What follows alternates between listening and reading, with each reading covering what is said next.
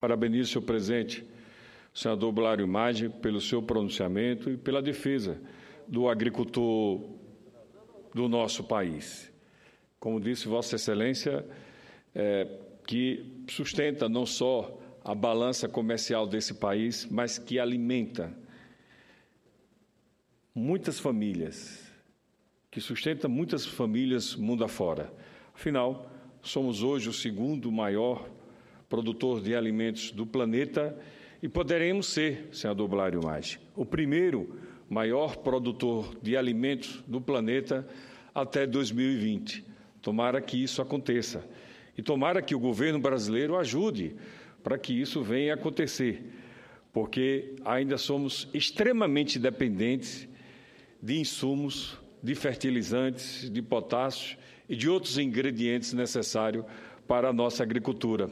Não por esquecimento divino, não por esquecimento de Deus, mas com toda certeza por esquecimento, por falta de prioridade do governo, que faz com que não estimule a produção de potássio e de outros minerais necessários, a produção de fertilizante no nosso país, fazendo com que o Brasil, mesmo sendo ainda um país agrícola, é um país extremamente dependente nesse setor.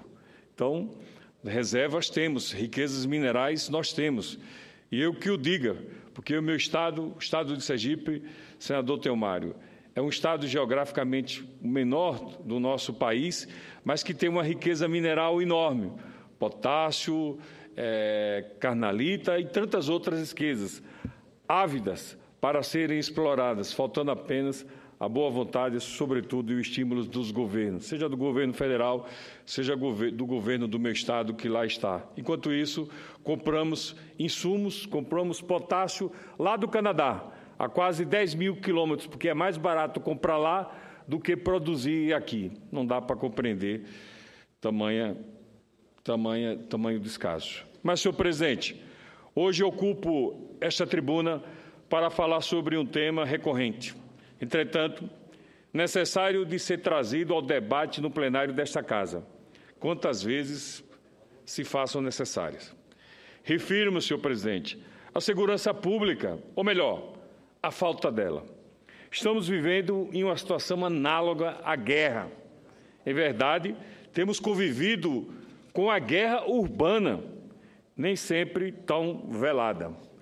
A falta de segurança é um fenômeno há algum tempo instalado no país e vai além do exorbitante número de homicídios, de assaltos, de latrocínios, de roubos a caixa eletrônicos, de sequestros relâmpago, dentre tantos outros crimes. Fato é, senhor presidente, que a violência tem sido o principal item que puxa para baixo o desempenho do Brasil em qualidade de vida, onde, de acordo com os dados publicados no relatório Índice de Progresso Social, IPS, entre os 132 países analisados pelo documento, o nosso país, acredito, senhor presidente, ocupa a 122ª posição. Vou repetir, a posição de número 122 do ranking de segurança pessoal. Entre os países inseguros do mundo, somos o 11º, sendo essa lista encabeçada pelo Iraque. E por mais incrível que possa parecer, países que foram alvos de manifestações violentas recentes tiveram um índice de segurança maior do que o Brasil. Não dá para acreditar. Nesse relatório, senhoras e senhores, colegas senadores, são 5 os requisitos usados para avaliar o nível de segurança dos cidadãos de cada país. Primeiro, a taxa de homicídios. Segundo, o nível de crimes violentos. Terceiro, a percepção sobre a criminalidade. Quarto, o terror político.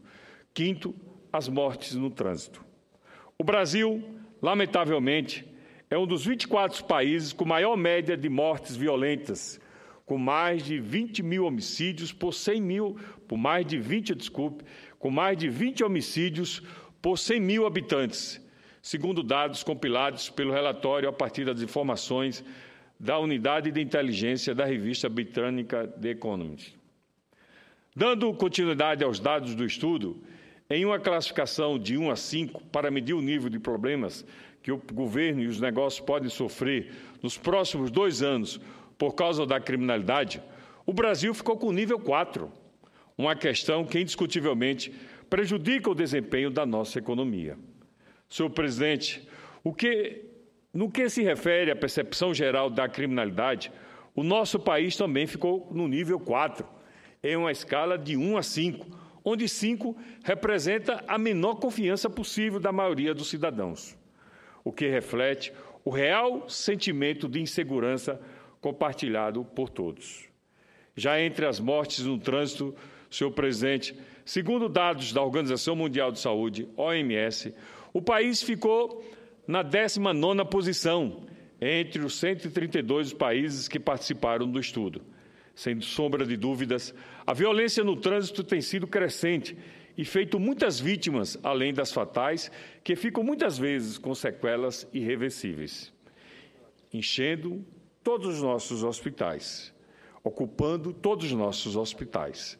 Já o terceiro grupo de indicadores, o do Índice de Progresso Social, IPS, refere-se às oportunidades oferecidas aos cidadãos em uma sociedade, também traz diversos quesitos que abordam as percepções de tolerância dos grupos sociais diversos, como mulheres, imigrantes e homossexuais. O Brasil ficou com 5,9 pontos em uma escala de 1 a 10, que analisa o nível de pressão que alguns grupos sofrem em termos de discriminação, sentimento de impotência, violência étnica, comunitária, sectária e religiosa. Diante do que esse relatório nos apresenta, a questão da violência no país assume uma dimensão muito mais ampla, uma vez que estuda a questão em diversas vertentes. Senhor presidente, colegas senadores, no meu estado, no estado de Sergipe, a situação não é diferente de outros estados brasileiros. Em verdade, é até pior. Impossível não é de se indignar com a atual situação em que Sergipe se encontra. O menor estado da federação, geograficamente falando, é hoje um péssimo exemplo de administração pública em todos os setores governamentais, seja na saúde, seja na educação, seja na segurança, seja no trato e no respeito com o servidor público. Acredite, senhor presidente, até o salário do servidor público tem sido fatiado, tem sido pago em diversas parcelas. O mapa da violência em 2015, em Sergipe, aponta que Sergipe ocupa uma das primeiras posições entre os demais entes federados em números de homicídio por arma de fogo. E aqui vale ressaltar que os dados apresentados nesse relatório reportam, olha lá, senhor presidente, reportam o ano de 2012.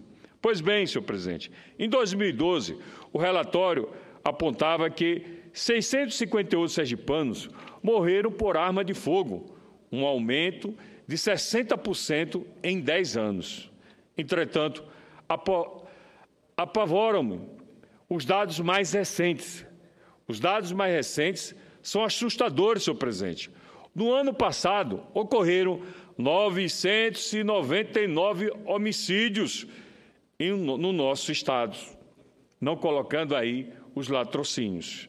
Este ano, só no primeiro semestre, senhor presidente, já passamos da casa dos 629 homicídios, sendo que 327 homicídios no interior do estado e 299 na capital e na região metropolitana. Também no primeiro semestre, senhor presidente, só pedindo pouco tempo mais, também no primeiro semestre deste ano, foram registrados 8.000 roubos. Vou repetir isso, o número é tão grande que é assustador. 8.000 roubos nas delegacias de Sergipe. Só ônibus, senhor presidente, foram mais de 500.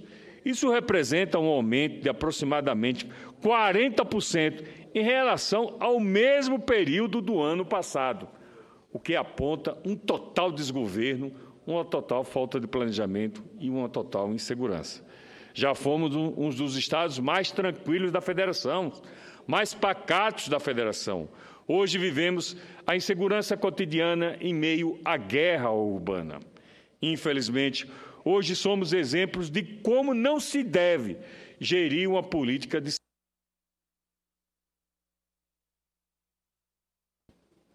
Só mais alguns minutos, senhor presidente. Desde o último dia 3 de agosto, policiais civis e delegados de Sergipe estão realizando a Operação Parcelamento, porque os seus devidos salários também estão sendo parcelados. Diante da grave crise financeira que o Estado enfrenta, fruto do descaso e do desgoverno que lá está, o governo de Sergipe decidiu de maneira covarde parcelar o salário dos servidores públicos.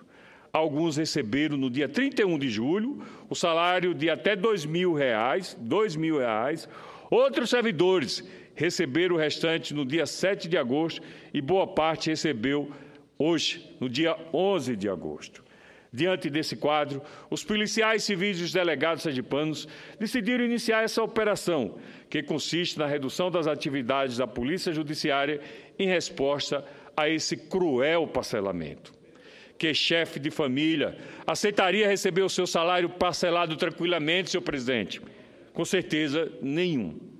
Quando será que este governo vai, de uma vez por todas, ter respeito com os sergipanos? É inadmissível ver tantos cargos comissionados em detrimento dos servidores públicos, que levam a máquina estatal nas costas, carregando o peso do trabalho diário, e alguns arriscam suas vidas em prol dos demais, como é o caso dos bombeiros, dos policiais militares, civis e de tantos outros profissionais, como os da saúde. Outros colocam suas vidas à disposição do bem-estar da população. O que dizer dos auxiliares, dos técnicos de serviços diversos, dos enfermeiros, dos médicos, do Hospital de Urgência de Sergipe? Verdadeiros abnegados que enfrentam dia a dia a falta de material e até as superbactérias que está lá povoando aí aquele tão importante hospital. Falta de remédios e ainda precisam encarar os seus salários fatiados. Que covardia! Senhor presidente, fatiar o salário do servidor é um desrespeito, é um desvalor. Ninguém merece isso. É um descaso com o nosso povo. Pois bem, senhor presidente, diante de todo esse quadro, na última semana o que vimos foram rebeliões em 2 delegacias na capital, com baixo efetivo e fim de visitas, presos da 10ª e da 2ª Delegacia Metropolitana iniciaram rebeliões em momentos diferentes.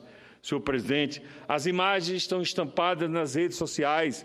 A televisão mostrou, ao todo, cerca de 121 homens estavam jogados nestas 2 unidades, que estão localizadas em áreas urbanas próximas a residências. Senhor presidente, as imagens são chocantes. Parece que estamos vivendo em outro canto ou há séculos atrás. Porque imagine vocês o que significa 121 homens, pessoas jogadas em cubículos apertados, quando a maioria poderia estar em presídios. Além disso, o Instituto de Identificação acumula filas gigantescas. Nossa imprensa tem mostrado isso diariamente, com a demora no atendimento por causa da operação dos policiais. Centenas de pessoas do interior do Estado chegam ao local nas primeiras horas da manhã e se amontoam na porta do Instituto em mais uma prova inequívoca do descaso deste desgoverno que lá está e do desrespeito com todo cidadão. Contudo, os problemas não param por aí. Os primeiros 6 meses deste ano foram registrados 11 explosões a caixa eletrônico. No meu estado, senhor presidente, hoje, morar numa rua onde tem um caixa eletrônico é ter o seu imóvel desvalorizado e há o risco de a qualquer hora ver a sua rua implodido, fruto aí do roubo e das explosões dos caixas eletrônicos, seja na capital ou no interior.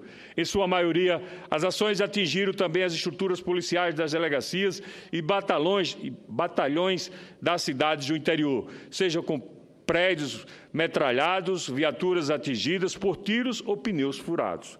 Lamentavelmente, os cidadãos sergipanos estão vivendo dias de grande apreensão diante do crescimento do nível de insegurança no nosso Estado. As ações desse tipo de criminosos são, em geral, extremamente violentas. Recentemente, até um hospital, senhor presidente, o hospital de cirurgia foi palco de um arrastão. Os bandidos não poupam mais nem os enfermos, nem os hospitais. 2 bandidos entraram na unidade hospitalar e roubaram pacientes e funcionários. Para finalizar, senhor presidente, gostaria de citar o ex-presidente do Supremo Tribunal Federal, o ministro Aires Brito, quando disse, abre aspas, é exigido do chefe do Executivo que seja um estadista, que seja um governante, que seja um administrador. Quando falha nas três, a coisa fica extremamente delicada. Fecha aspas.